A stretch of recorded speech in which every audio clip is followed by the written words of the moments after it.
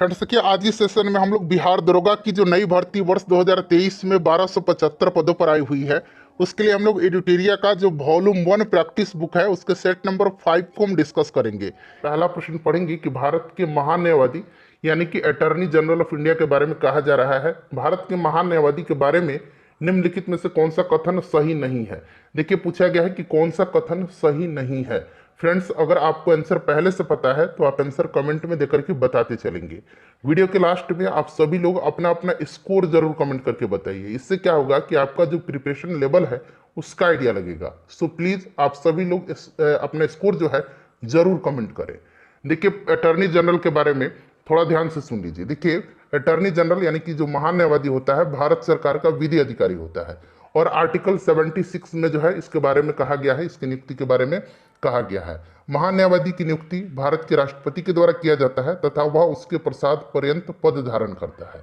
महान न्यायवादी को भारत के राज्य क्षेत्र के सभी न्यायालयों में, ठीक है, भारत के सभी न्यायालयों में सुनवाई करने का अधिकार है। तो यहाँ पर केवल शब्द लगा हुआ है, ऑप्शन नंबर ए जो है यह सही नहीं है। उसे केवल भारत के उच्चतम न्यायालय में सुनवाई का अधिकार है। यही स्टेटमेंट गलत दिया गया है। महान न्यायवादी को भारत के राज्य क्षेत्र के सभी न्यायालयों में सुनवाई करने का अधिकार है, न कि केवल उच्चतम न्यायालय में। क्लियर है। वर्तमान में भारत के महान न्यायवादी कौन है? तो ये आर वेंकट रमनी है। याद रखेंगे, ये भारत के 16वें महान न्यायवादी हैं। ठीक है, आर वेंकट रमनी। क्लियर। चलिए, दूसरा प्रश्न है कि, और पूरी डिटेल में मैं आपको कवर कराते चलूंगा। मुझे पूरी उम्मीद है कि आप लोग सेट को ध्यान से लगाएंगे और अपना अपना स्कोर कमेंट करेंगे। देखिए, दूसरा प्रश्न है कि निम्नलिखित में से कौन सा मूल अधिकार यानी कि फंडामेंटल राइट्स का भाग नहीं है।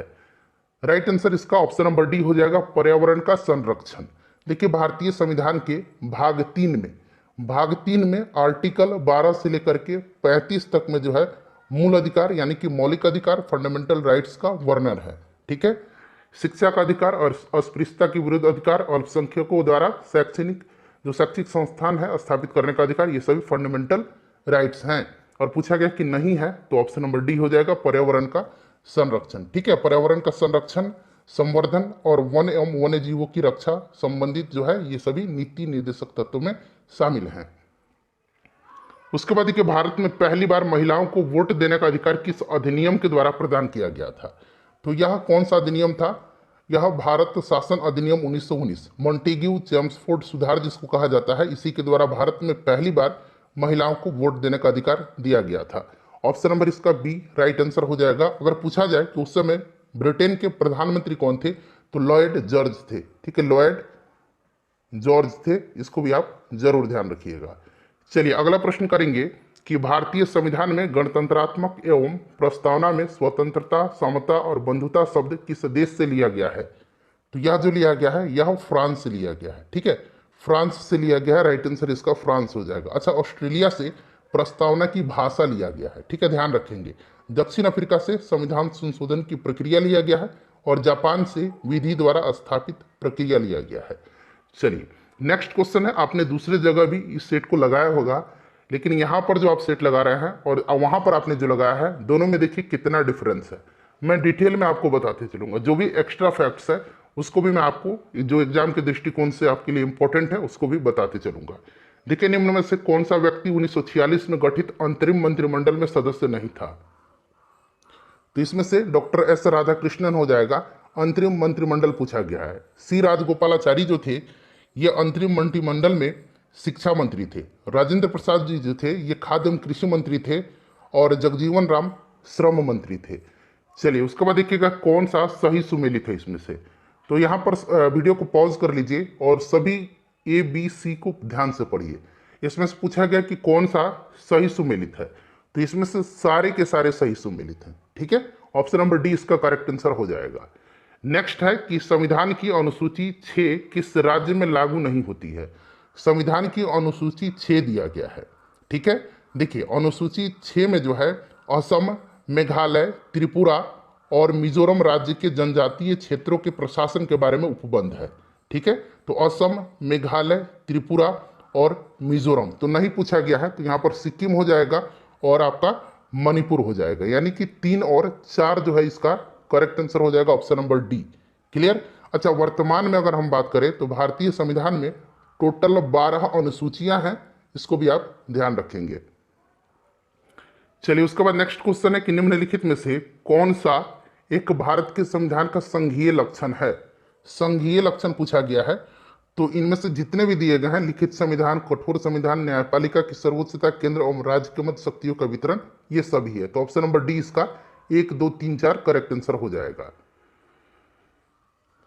क्वेश्चन नंबर 9 है कि निम्नलिखित में से किस राज्य के विधानसभा की सीटों की संख्या सर्वाधिक है। इनमें से आपसे पूछा गया। वैसे विधानसभा की सीटों की संख्या सर्वाधिक उत्तर प्रदेश में है, ठीक है, लेकिन निम्नलिखित शब्द लगा हुआ है, तो इसमें से देखेंगे तो उत्तराखंड में कितना है, तो 70 है।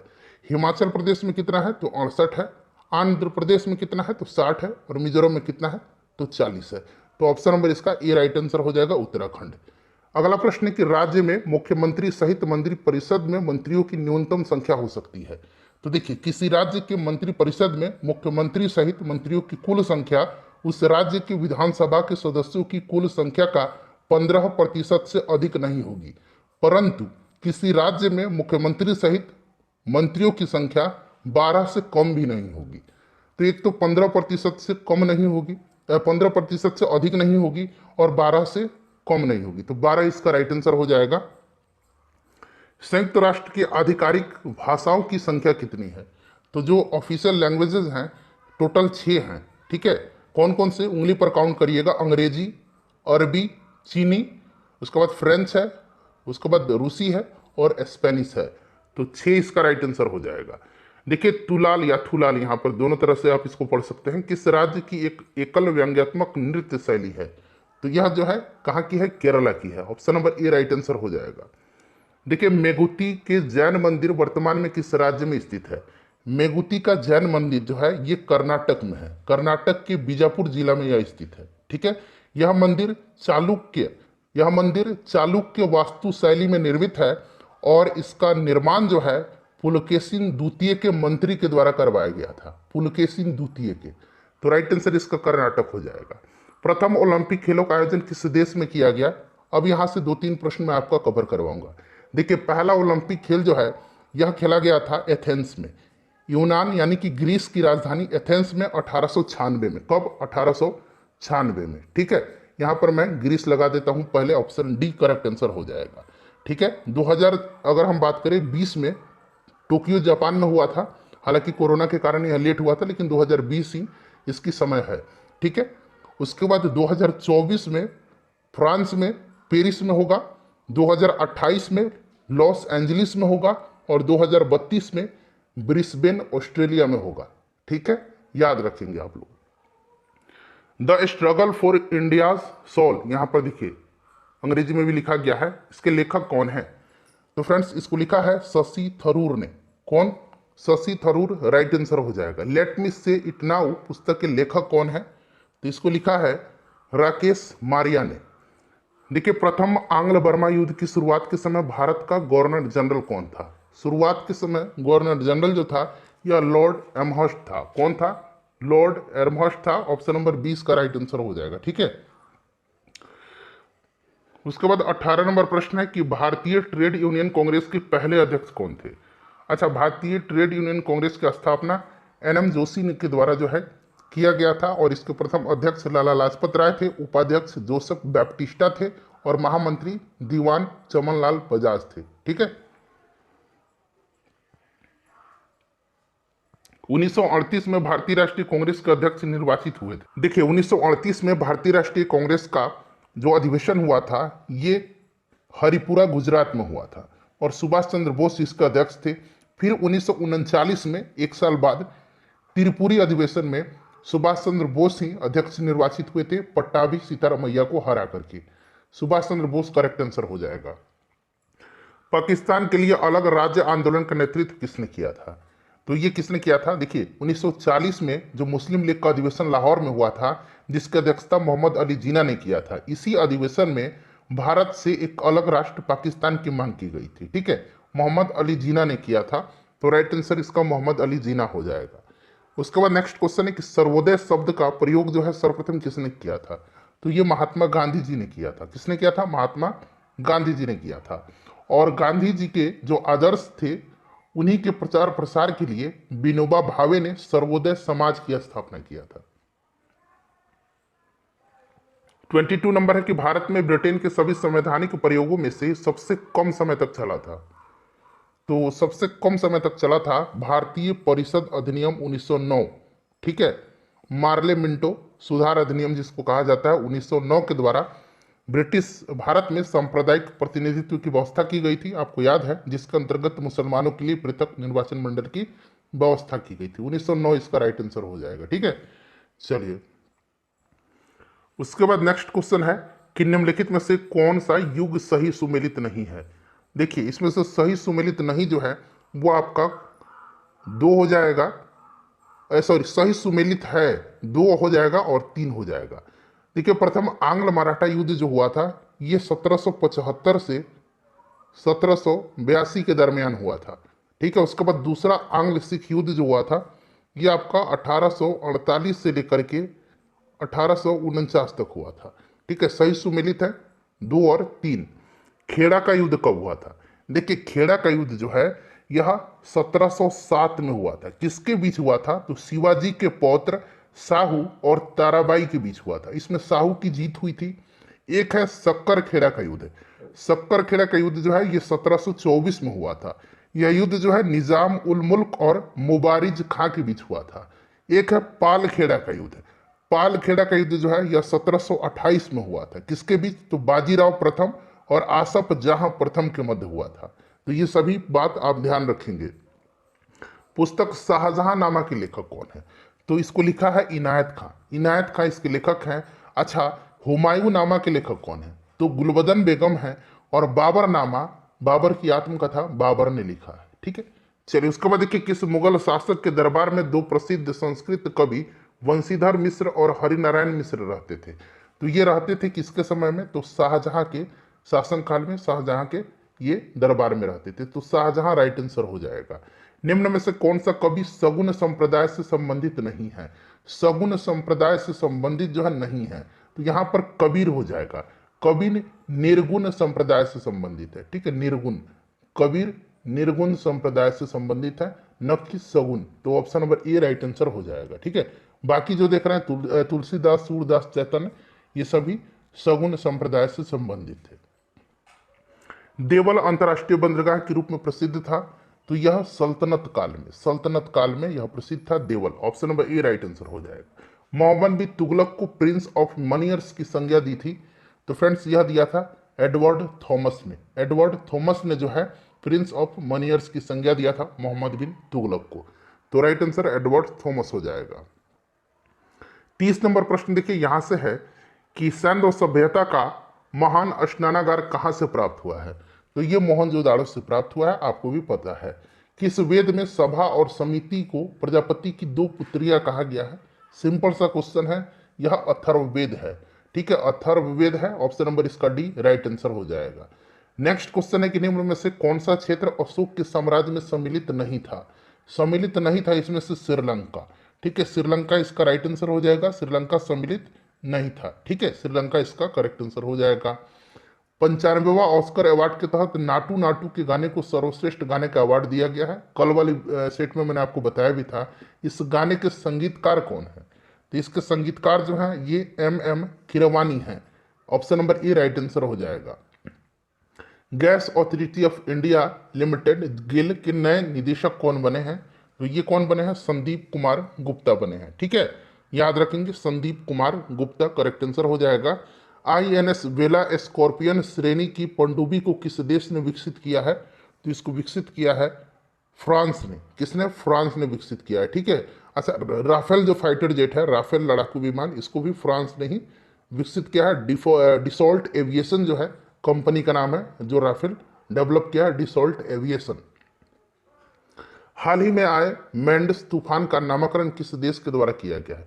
देखिए यह तूफान जो है यह बंगाल की खाड़ी में उत्पन्न हुआ था और यह हाल ही में तमिलनाडु और आंध्र प्रदेश में आया हुआ था। इस तूफान का नामकरण UAE के द्वारा किया गया था। UAE करेक्ट आंसर हो जाएगा। हाल ही में तेजपुर लीची को GI टैग दिया गया है। इसका संबंध किस राज्य से है? एक है शाही लीची। शाही लीची का संबंध जो है ये बिहार से है और तेजपुर लीची असम हो जाएगा।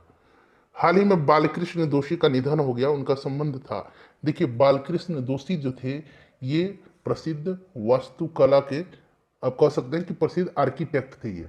ठीक है, ध्यान से सुनिए। 2018 में जो है इनको 2018 में आर्किटेक्चर का जो नोबेल प्राइज कहलाता है प्रित्जकर पुरस्कार, यहां मैं लिखता हूं प्रित्जकर पुरस्कार, इससे इनको सम्मानित किया गया था। और प्रित्जकर पुरस्कार पाने वाले यह पहले भारतीय थे। तो इतना पॉइंट्स आपको ध्यान रखना है। राइट आंसर वास्तुकला हो जाएगा। अंतर्राष्ट्रीय सौर गठबंधन के नए अध्यक्ष कौन बने हैं?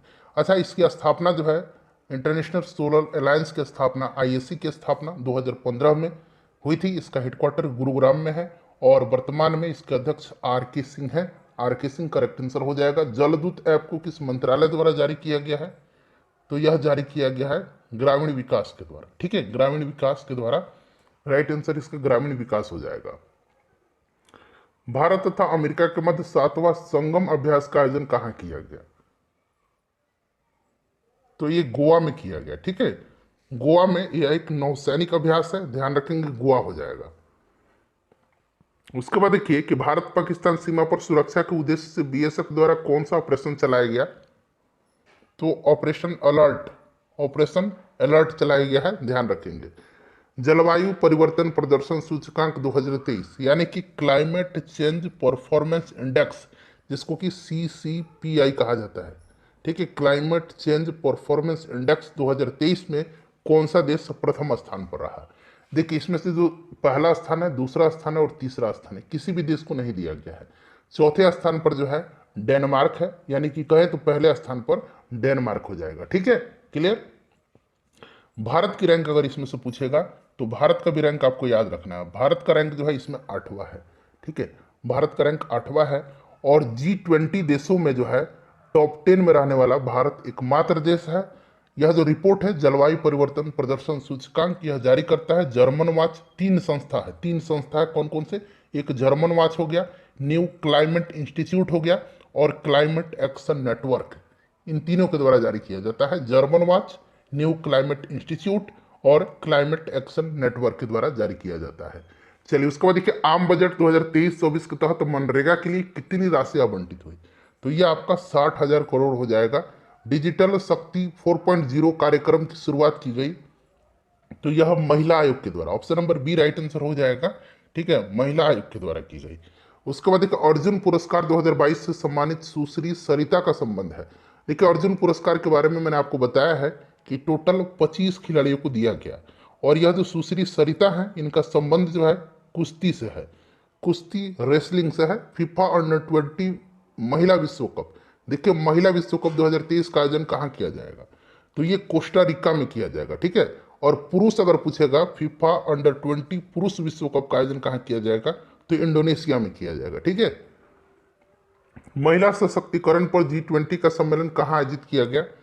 तो ये आगरा में किया गया। कहाँ पर? आगरा में किया गया। इस सम्मेलन की अध्यक्षता जो है किसने किया? तो डॉक्टर रेड्डी के द्वारा किया गया, याद रखेंगे। तो ये आपका आगरा हो जाएगा। विश्व दाल दिवस यानी कि वर्ल्ड पल्स डे, यह कब मनाया जाता है? तो यह 10 फरवरी के दिन मनाया जाता है। ठीक है, 10 फरवरी इसका राइट आंसर हो जाएगा। थीम क्या था इसका 2023 में? तो थीम इसका याद रखेंगे, pulse to empower youth in achieving sustainable agri food systems. एक बार मैं और रिपीट कर देता हूं, pulse to empower youth in achieving sustainable agri food systems. Clear. चलिए डूरंड कप 2022 का विजेता तो ये कौन सा है? यह बेंगलुरु है। डूरंड कप फुटबॉल से संबंधित है, याद रखेंगे। गोल्डन ग्लोब अवार्ड हेतु किस फिल्म को सर्वश्रेष्ठ फिल्म का पुरस्कार दिया गया है? तो द फेबल मैन्स को दिया गया है। तो राइट आंसर ऑप्शन नंबर ए हो जाएगा। रक्सौल हल्दिया ग्रीनफील्ड एक्सप्रेसवे की शुरुआत किस वर्ष तक की जाने की घोषणा है? रक्सौल जो है ये बिहार की पूर्वी चंपारण जिला में है, नेपाल बॉर्डर पर स्थित है। और हल्दिया जो है आपको पता है पश्चिम बंगाल में है। ठीक है, राइट आंसर इसका आपका क्या हो जाएगा? 2023 हो जाएगा। ठीक है, चलिए हाल ही की घोषणा के अनुसार बिहार के किस जिले में वाटर स्पोर्ट्स सेंटर खोलने की घोषणा की गई है? तो यह जिला जो है यह कैमूर है। कैमूर इसका राइट आंसर हो जाएगा। 54 नंबर देखिए कि अभी हाल ही में किस पार्टी को राष्ट्रीय पार्टी का दर्जा दिया गया? यहां ध्यान से सुनिएगा, यहां से प्रश्न बन सकता है आपके एग्जाम में। अभी देखिए फिलहाल में जो है 3 पार्टी से राष्ट्रीय पार्टी का दर्जा छीन लिया गया। कौन सी पार्टी है? तो एक एनसीपी है, ठीक है, एक टीएमसी है और एक कौन सा है? तो एक सीपीआई है। इन तीनों से जो है राष्ट्रीय पार्टी का दर्जा छीन लिया गया है और आम आदमी पार्टी को जो है राष्ट्रीय पार्टी का दर्जा दिया गया। ठीक है, तो पहले राष्ट्रीय पार्टी की संख्या 8 थी, 8 में से 3 से छीन लिया गया तो 5 बच गया और एक आम आदमी पार्टी को दे दिया गया है। तो अब टोटल राष्ट्रीय पार्टी कितनी हो गई है? 6 हो गई है। याद रखेंगे, आई होप कि आपको याद भी हो गया होगा, मैंने ऐसे तरीके से समझा भी दिया आपको। तो ये आम आदमी पार्टी हो जाएगा, आप हो जाएगा। फीफा विश्व कप 2022 में किस देश को फीफा फेयर प्ले अवार्ड दिया गया है?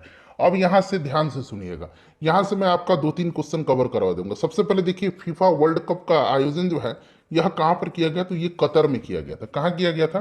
तो फ्रेंड्स ये कतर में किया गया था। ठीक है, अब देखिए इसमें गोल्डन बूट का अवार्ड जो है, सबसे पहले देख लीजिए विजेता कौन था। तो इसमें खिताब जो है अर्जेंटीना ने फ्रांस को हरा करके जीता था। क्लियर, विनर अर्जेंटीना था, इसने फ्रांस को हरा करके जीता। गोल्डन बूट का अवार्ड, गोल्डन बूट का अवार्ड जो है यह किलियन एम्बापे को दिया गया। गोल्डन ग्लोब का जो अवार्ड था, गोल्डन ग्लोब जो होता है उसका दिया गया एमिलियानो मार्टिनेज को। गोल्डन बॉल का अवार्ड है लियोनल मेसी को दिया गया। युवा खिलाड़ी का अवार्ड एंजो फर्नांडिस को दिया गया।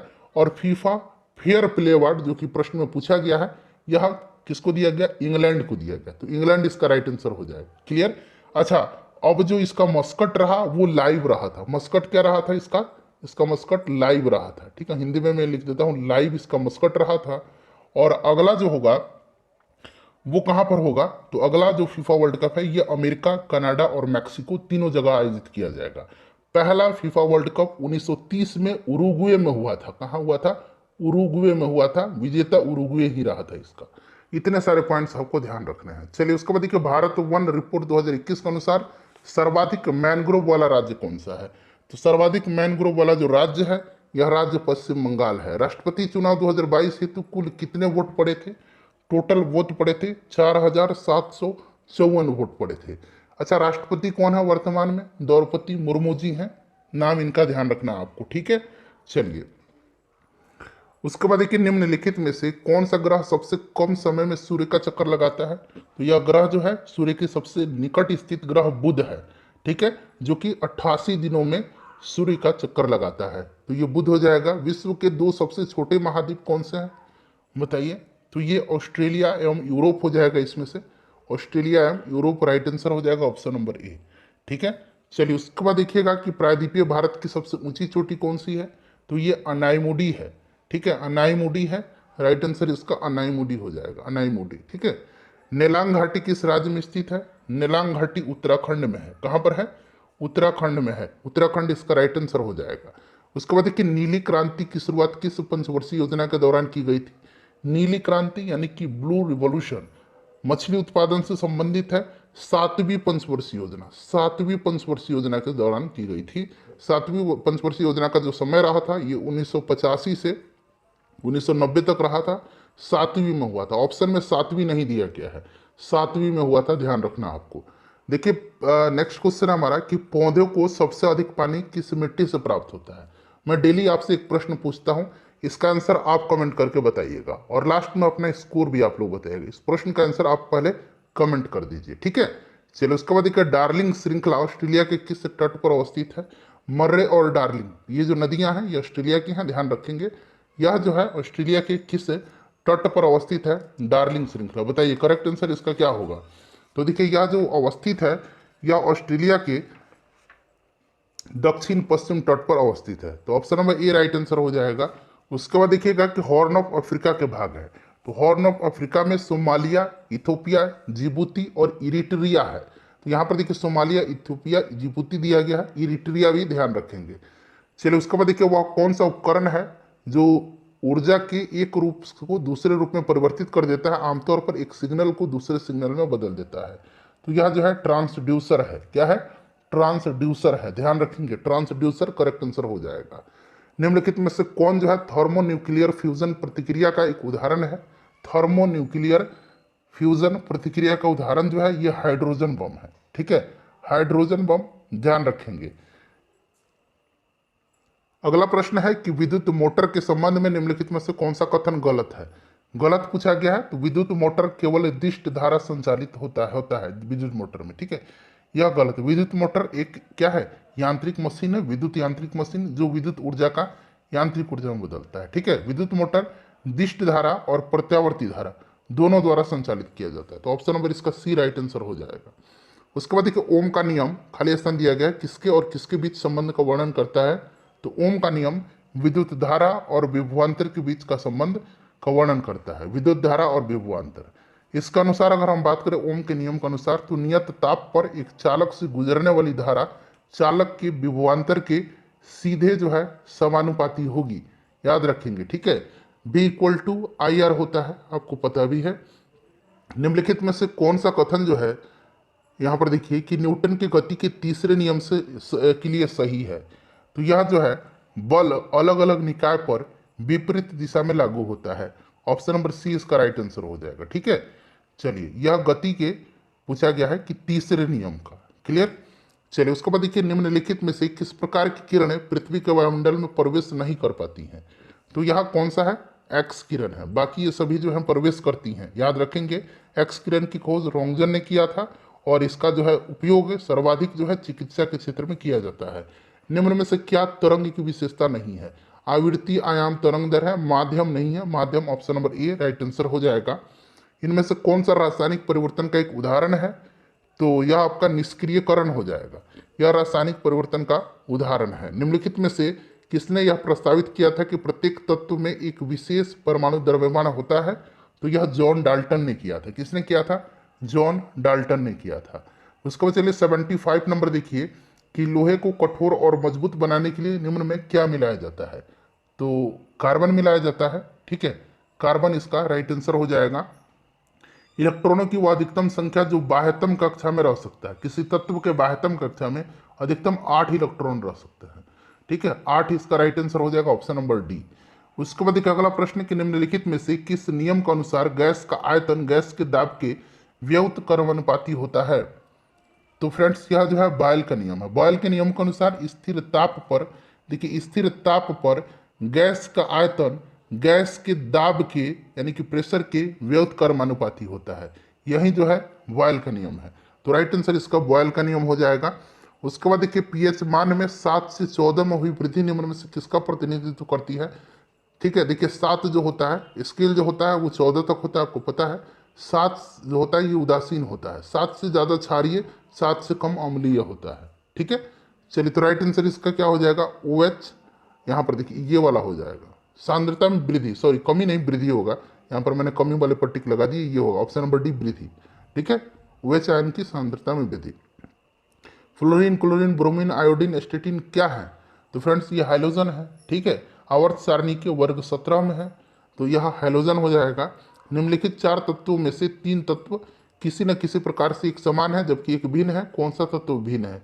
अब यहाँ पर देखिएगा इसमें से भिन्न पूछा गया, तो देखिए जर्मेनियम, सिलिकॉन, गैलियम, ठीक है, ये आवर्त सारणी के पी ब्लॉक में है, जबकि पोटेशियम जो है यह एस ब्लॉक में है, ठीक है।